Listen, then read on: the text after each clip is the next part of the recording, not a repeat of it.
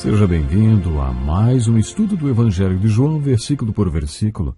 Abra sua Bíblia no capítulo 7, versículo 14, para continuar nosso estudo desse Evangelho.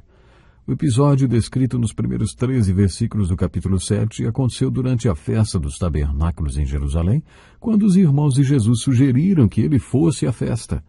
Eles queriam ajudar Jesus a programar sua agenda, e Jesus deixou claro que eles não determinariam quando nem como Jesus agiria.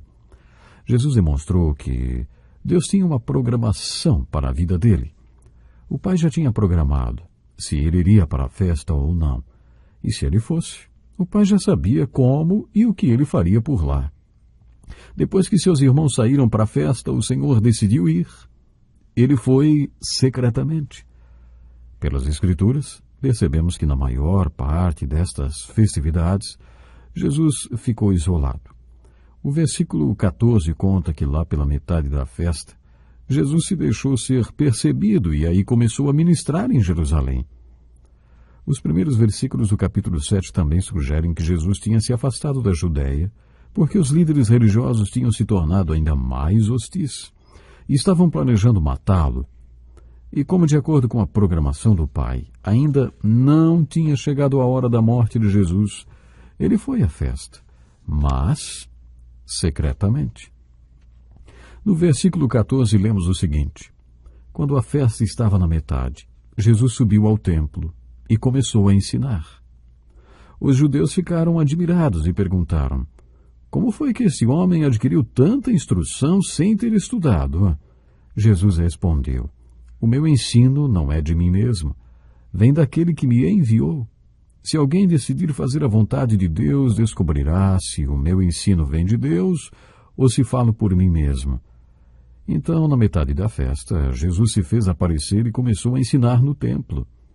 Aqueles que o ouviram ficaram espantados com a sabedoria com a qual ele ensinava e perguntavam de onde vinha tanto conhecimento.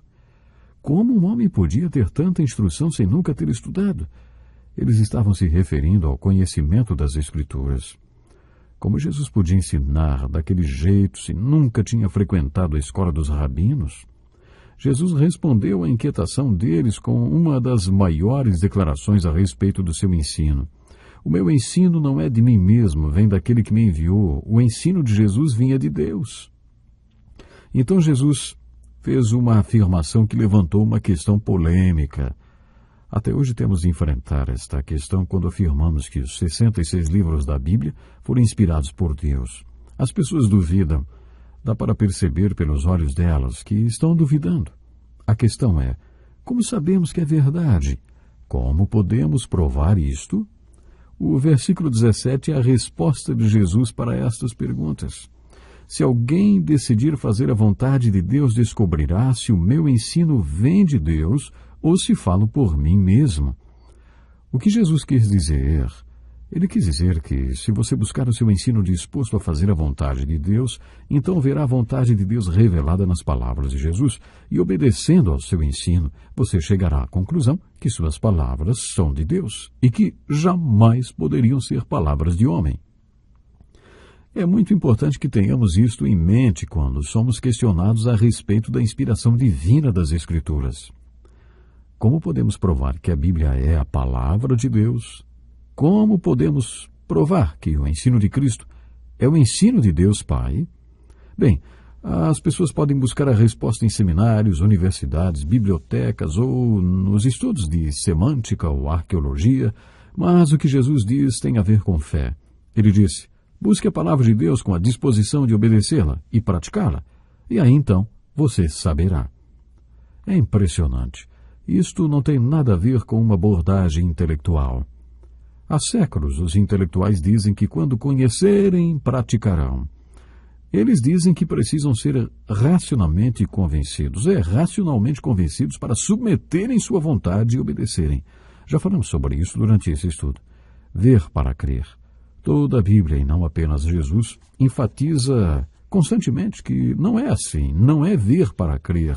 É justamente o contrário, é crer para ver. Davi afirmou no Salmo 27, essa certeza eu tenho, viverei até ver a bondade do Senhor na terra.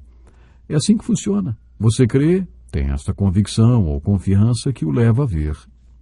Nesse texto de João temos o mesmo conceito, só que de maneira mais prática. Aceite o ensino de Jesus e, se você se dispuser a fazer a vontade de Deus, acabará conhecendo e tendo certeza. Fico impressionado ao pensar em tudo que nos espera depois que praticamos a palavra de Deus. Em João 13, quando Jesus lavou os pés dos apóstolos e ensinou sobre ter um coração pronto a servir, ele próprio deu o exemplo, lavando-lhes os pés. Eles deveriam amar uns aos outros com a mesma atitude de servidão que durante 3 anos viram em Jesus. Apenas conhecer e saber que precisamos ter esta atitude de serviço diante do próximo não é suficiente. Saber tudo sobre um relacionamento amoroso baseado no dar mais do que receber não traz nenhuma satisfação. Mas quando você põe em prática, as coisas começam a se esclarecer. E você passa a realmente conhecer e saber do que Jesus estava falando. Hoje temos a tendência de supervalorizar o conhecimento. De acordo com o conceito reinante, o conhecimento é uma grande virtude. De certa forma, isso até se aplica em algumas áreas. Mas, quando entramos na esfera espiritual, quando falamos do tipo de vida que Cristo tentou mostrar ao mundo, definitivamente esse conceito secular não tem o mesmo valor. De acordo com os valores de Jesus, muito conhecimento sem aplicação não é uma virtude. O que realmente importa é o que você faz com o que passou a conhecer. É a aplicação do conhecimento. É isto que realmente traz virtude.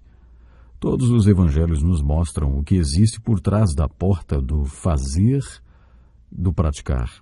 A primeira epístola de João nos fala sobre certeza da salvação. Como podemos ter certeza que realmente cremos? João repete várias vezes em sua epístola que realmente sabemos quando fazemos aquilo que agrada a Deus, quando permanecemos nos seus mandamentos. É assim que sabemos. A certeza da salvação está por trás da porta do obedecer. Com Jesus aprendemos que existe mais uma coisa por trás da porta do praticar ou obedecer. Como podemos saber que o ensino de Jesus é a palavra de Deus? Quando você o praticar, saberá. Deixe-me ilustrar o que acho que Jesus quis dizer. Vamos considerar, por exemplo, o seguinte ensino de Jesus. Há maior felicidade em dar do que em receber. Foi o apóstolo Paulo quem citou essas palavras de Jesus, conforme está registrado no capítulo 20 do livro de Atos.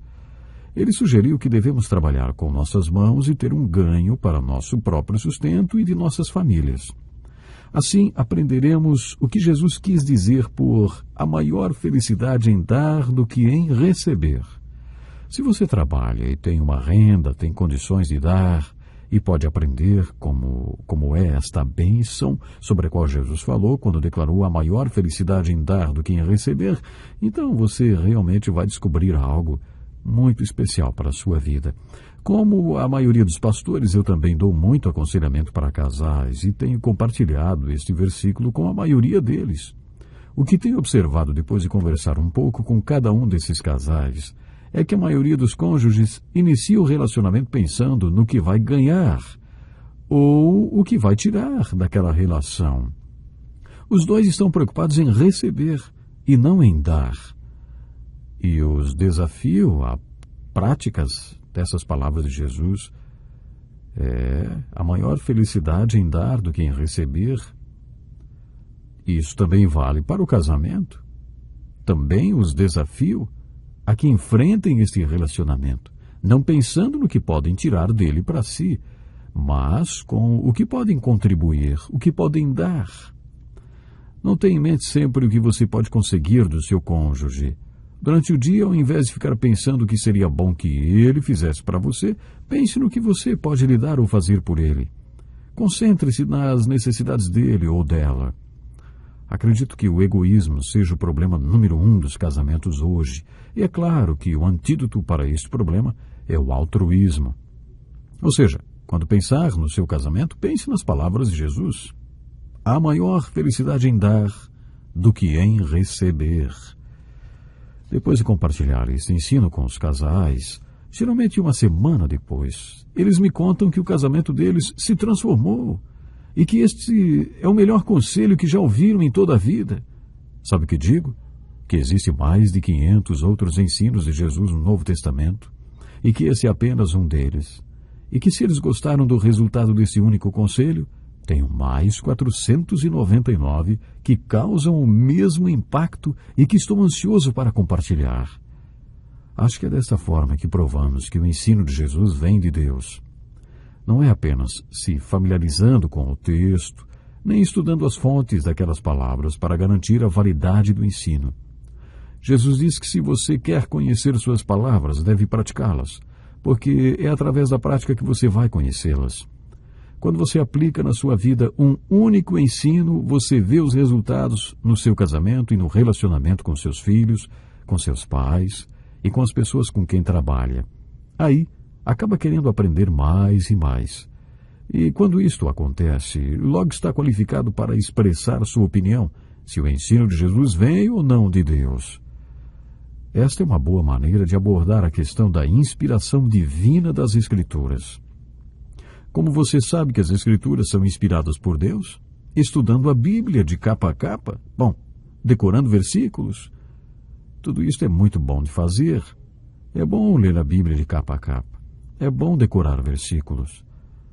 Mas é bom fazer o que estamos fazendo agora.